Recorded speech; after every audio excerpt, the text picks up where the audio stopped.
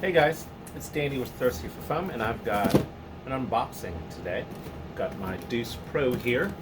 I picked up two of them actually, one for me, one for my son, so he doesn't steal it from me. Uh, when I got the MK2, as soon as I opened it up, he said, "Oh, cool," and just took it out of my hand, and I never saw it again until I ordered an orange version from Walmart like a year later. But anyways, let's take a look at the box. As you can see, to be honest, on camera, to me, it looks thicker and bulkier. And when I look at it in person, the profile is actually pretty slim for something that is cylinder fed. I mean, you can tell by the size of the cylinders in reference. I mean, they look bigger on camera. Like, I guess everything looks fatter on camera. I guess that's true. I look a little fatter on camera. So we're going to go ahead. I'm using my trusty rusty snips here. 1, 2, looks like 4 snaps fasteners here. Alright, and I think the blaster is free. Oh, that feels nice. That really feels nice.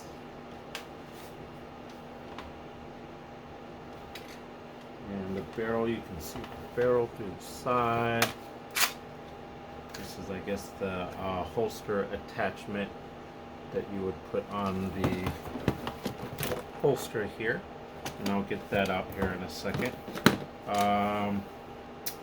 Yeah, first impressions, it feels really nice. Oh, okay, so that's a safety. Okay, so we have a safety on the bottom. Yes, my first fire on my Deuce Pro was a dry fire. Excellent, huh? Alright, so, let me see, let's take a look at this holster here. It's two fasteners on it. Oh no, okay. Oh, I can slide it out of that one. So here's the holster. Somebody mentioned to me about possibly how hard it would be to replace the straps. Looks like the straps are just regular belt loop type holes. As long as it fits, you might even be able to squeeze something a little thicker in there. But the straps themselves, I mean, they're just straps. They're not anything extravagant. They're not high quality, but they don't feel like they're gonna fall apart either. I've had some stuff I've ordered from China. I think it was a magazine holster, like a 3-compartment one, and like the stitching on it on the back that held the molly straps. The molly straps just completely ripped off instantly. So, but of course, you know, over time, I can see how this plastic might wear and bend and stress, and there's a lot of flex here. Let me see if I get that on camera. I'm noticing. But at the same time, with the flex, like, I can see it opening up on that side too. Looks like these are just popped together because I can see them open up as I squeeze it here. At the same time, since there is some flex, that allows it some room to have some give to where it's not gonna get a break on you. If anything, it might get stressed and bend, and over time may break on you. But yeah, I think the holster is pretty cool to come with. Let's check out the cylinders. That's nice. It's just one little fastener each. Cylinders, like I told you in reference. Let's see. I guess on the back, that's like the ratcheting mechanism on the back, or part of it. Sorry, I forget which side the camera's on. But yeah, the cylinders are pretty cool. I mean, they seem pretty sturdy. They're not, I mean, you can definitely still break them, but I'm not going to be really able to bend them unless I squeeze them really hard. So they're nice, decent, solid pieces. Let's see about this cylinder holster here. Oh, sweet. Just one snap. I think I'm done with the rusty snips, but I guess they go face down. Yeah, face down.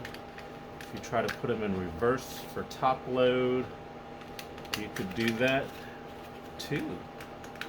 So you could have them face down and all your darts are secure. Even the two that seem semi-exposed, I assume that's where you put your fingers so they're easy to lift out.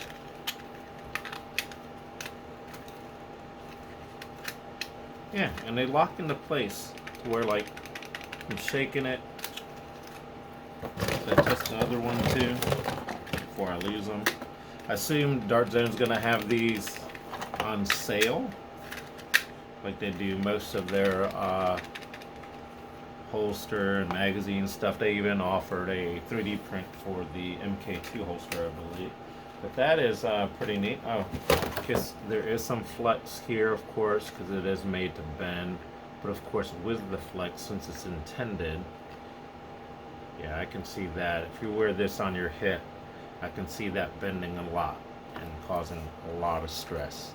So, you might want to wear this toward the front, you know, more the front of your abdomen area, cause less stress. Just a little tip that as I'm opening and looking through this box, those are some of my thoughts. Why don't we open some of these fresh darts out?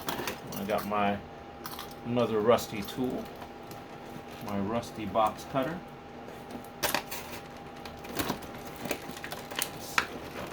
I really don't struggle with the darts, but these fresh darts right here. I should test those fresh darts, right? So, man, I really can't remember on the YouTube videos exactly. Do I have to prime it back to get the cylinder out? No. Let's not try not to dry fire it this time. Okay. Sounds like it could have some seal improvement in there as I listen to it. It doesn't sound terrible, but it definitely doesn't hold for even a second. Oh wait, maybe my finger just wasn't in. That actually sounded better the second time. Why do I not know how to pop the cylinder out? Well, let's load it up. And I might actually have to read the directions on the pack, maybe. Cylinder. Let me look stupid on camera for a second.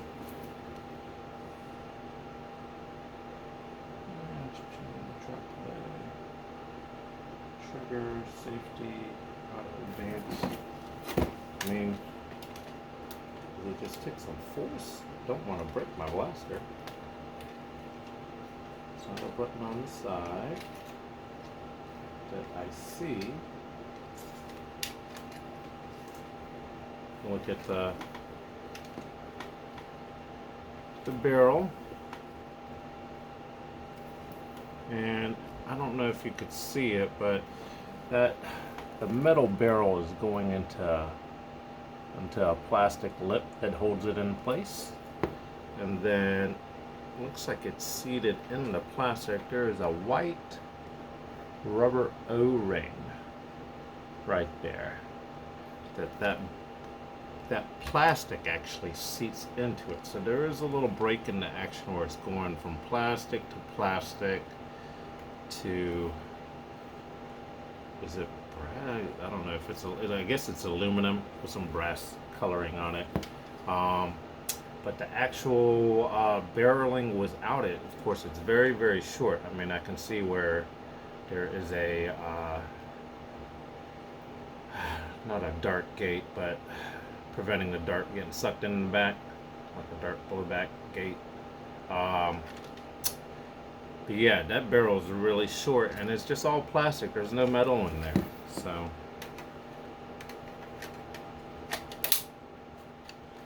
anyways, let's see. So I got it there. I'm just wondering if I can rotate it. Oh nope, it's not going to do it like that. So you cannot continue rotate because of probably some lock issues. So I'll be interested. I'm going to open it up at some point, look at the mechanism, but just trying to get to the, I only loaded one in, so I'm trying to get it to where it's in line of firing. Yes, I did just look down the barrel. First dart. 152. Holy shnikes. So I thought this was gonna be a 130 FPS blaster, to be honest. And let's see if we get a higher number. I mean, 152. No, 150. This thing's hitting 150s. That's really nice. I don't know if you can tell, but I mean the profile's fairly slim for, yeah, this is amazing. Let's try it without the aluminum barrel. Let's get me another, let's put in a couple fresh darts.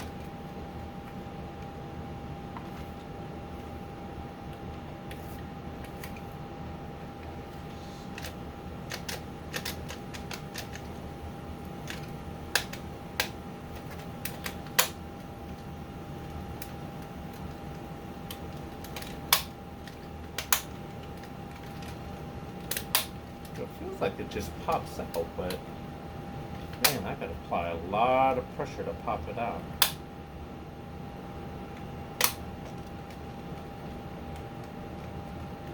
Alright, I'm gonna look at that when I'm not on camera. Time it to rotate it to the next barrel. There is some, probably some lock removal that I'm going to want to do that I find annoying as far as being able to ratchet the barrel on the prime. I know some people have complained about it skipping cylinders or something. It's a double action prime where it primes the plunger, but it also rotates at the end, the last quarter of the prime or so. And you can kind of feel it, so I don't know if it's human error people are running into. I imagine doing it really fast is not a good idea, but 119, wow.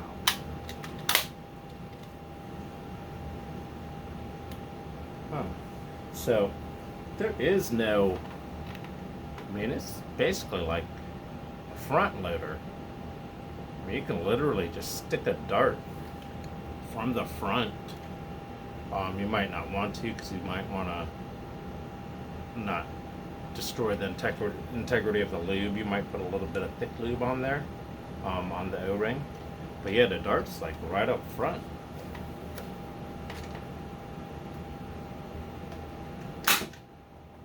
.101, but I think I hit the side, to be honest. But yeah, that's. Whew. Sorry, I'm not very good with the spins. I don't have very long fingers, so. Yeah, I like it. I like this a lot. This is surprising me on the performance because I guess I haven't really been paying attention to the videos because I've been more spending my time searching for it. It's hitting 150. I mean, and then you can get to 120. Just instantly. I mean, this has so much use to me in local wars that I participate in or tried to participate in, than making a 300 FPS monster for $40. I say this is a huge win. I highly recommend finding one of these. How did I find this? I used brickseek.com. And then I had to visit a couple Walmarts. I had 3 Walmarts listed. The first one I went to, each one they said they had 6 in stock, had none on the shelves. But then I found a rival Saturn. I don't know, I have it somewhere. Maybe I left it inside on the clearance. And I ended up picking it up because it was so cheap. It was under $14 before tax. And then I went to another Walmart and I found 2 on the shelves, and they were in random spots. The listing said it had 6 on BrickSeek, but yeah, I was able to find 2. They didn't have any shelf tags or anything like that, so I'll probably be checking in the next few days because you know, if I have a club mate or somebody in a group that's near me who needs one, I'll be checking, and if they need one picked up, just because they can't wait for their local Walmart to get stocked, I might try to pick another one up for somebody else. But the two I got for me and my son, they'll be staying right here. But thanks for watching. Thanks for tuning in.